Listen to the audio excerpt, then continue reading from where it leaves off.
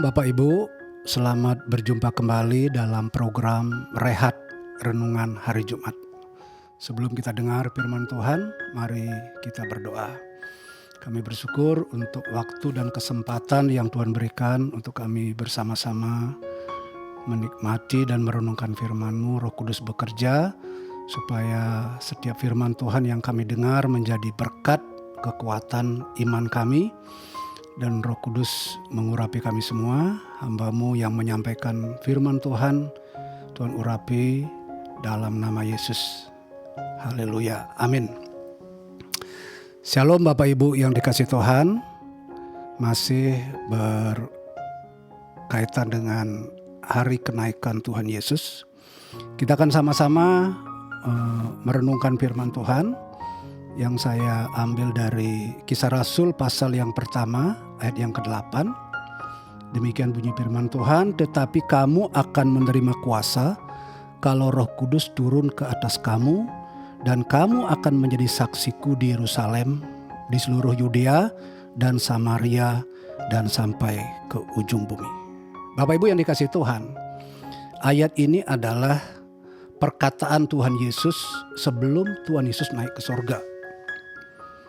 Perkataan ini menjadi penting karena ini merupakan janji. Janji di mana setelah Yesus naik ke sorga, Roh Kudus akan dicurahkan. Bapak Ibu, kita akan melihat bagaimana respon murid-murid Tuhan atau para rasul dari apa yang dikatakan oleh Tuhan Yesus dalam ayat yang ke-8 ini. Kalau kita melihat Bapak Ibu di dalam ayat 12 sampai 14 dari Kisah Rasul pasal yang pertama, maka kita bisa melihat bagaimana para rasul itu merespon dengan antusias begitu rupa dari janji, dari perkataan Tuhan yang diucapkan itu, bahwa mereka akan menerima kuasa kalau Roh Kudus turun ke atas hidup mereka. Dan saya akan bacakan ayat yang ke-14.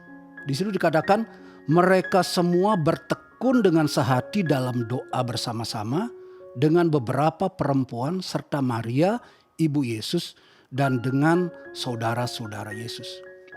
Jadi Bapak Ibu, sebelum pencurahan Roh Kudus terjadi di dalam Kisah Rasul pasal 2 itu tentang Pentakosta, maka para rasul ini Bapak Ibu dikatakan di sini mereka semua bertekun dengan sehati dalam doa bersama-sama menantikan janji yang Tuhan sampaikan di dalam ayat 8 itu. Ini respon yang luar biasa Bapak Ibu diberikan oleh para rasul dan murid-murid Yesus. Selama 10 hari mereka bertekun dalam doa. Mereka bersama-sama berdoa untuk apa Bapak Ibu? Untuk menantikan pemenuhan janji yang disampaikan oleh Tuhan di dalam ayat 8 itu, bahwa mereka akan menerima kuasa kalau Roh Kudus turun ke atas mereka. Dan janji ini Bapak Ibu terrealisasi pada saat mereka sedang berkumpul, berdoa, bertekun selama 10 hari dan Roh Kudus dicurahkan. Maka lahirlah yang disebut dengan Pentakosta. Lawatan Tuhan terjadi kepada para rasul itu. Bapak Ibu yang dikasihi Tuhan, kalau kita melihat Bapak Ibu kehidupan para murid, karena Kisah Rasul ini adalah buku yang mencatat hal-hal yang dikerjakan oleh para rasul dalam pelayanannya. Dan kita melihat Bapak Ibu setelah pencurahan Roh Kudus, setelah hari Pentakosta itu, para murid Bapak Ibu diperlengkapi dengan kuasa yang dari Tuhan. Roh Kudus dicurahkan, mereka punya kuasa dunamos Bapak Ibu, dan mereka bergerak untuk menjadi saksi. Dan yang paling jelas Bapak Ibu kita lihat di sini Petrus Bapak Ibu, pribadi dulu yang pernah menyangkal Yesus. Tapi setelah Yesus bangkit dan Yesus menampakkan diri, bahkan setelah Yesus naik ke sorga, Roh Kudus dicurahkan, kita bisa melihat bagaimana pribadi Petrus ini diubahkan luar biasa menjadi pribadi yang pemberani, diurapi oleh Tuhan. Dan Kisah Rasul mencatat Bapak Ibu, bagaimana ketika Petrus berkhotbah, Roh Kudus bekerja Bapak Ibu. Ada 3.000 jiwa yang menerima Yesus dibaptis. Ini yang luar biasa Bapak Ibu terjadi. Dan akhirnya lahirlah sejarah gereja. Artinya lahirlah gereja mula-mula Bapak Ibu.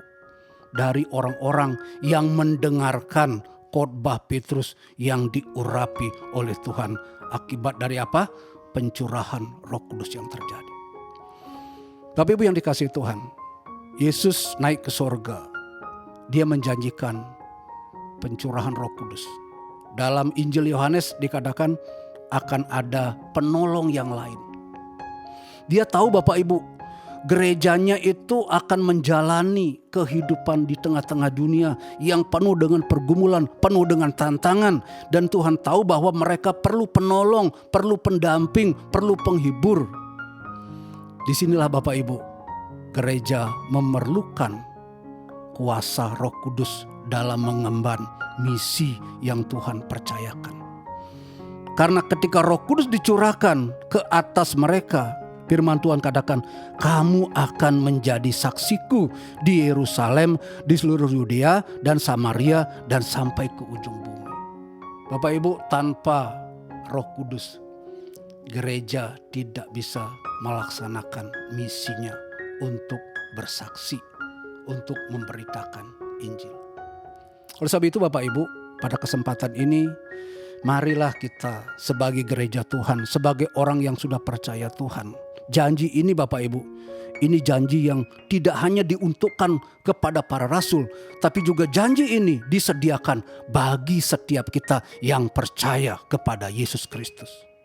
Bagi kita saat ini, bagi gerejanya, bagi hamba-hambanya, bagi siapa yang melayani, Tuhan sediakan kuasanya. Saya percaya Bapak Ibu, pelayanan kita akan menjadi pelayanan yang efektif kalau kita diurapi oleh Tuhan. Gereja menjadi gereja yang akan terus menyala-nyala, rohnya menyala-nyala. Kalau apa?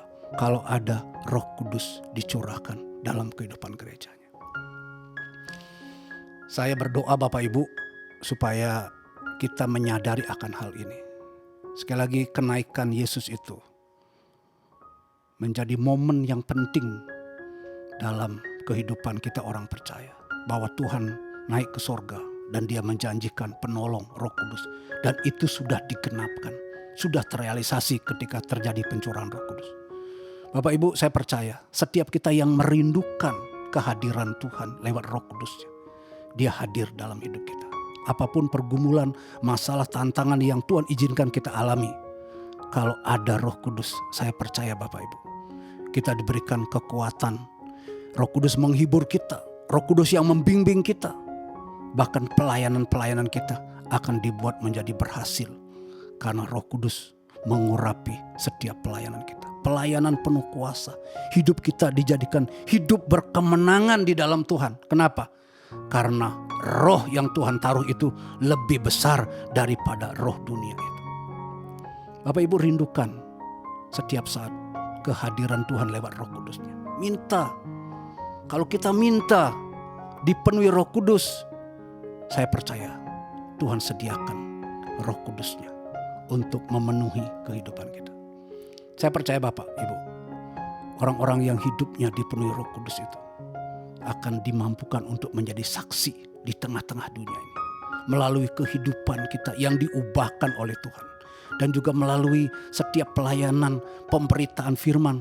Kalau itu diurapi oleh Tuhan, saya percaya itu akan membawa banyak orang datang kepada Tuhan.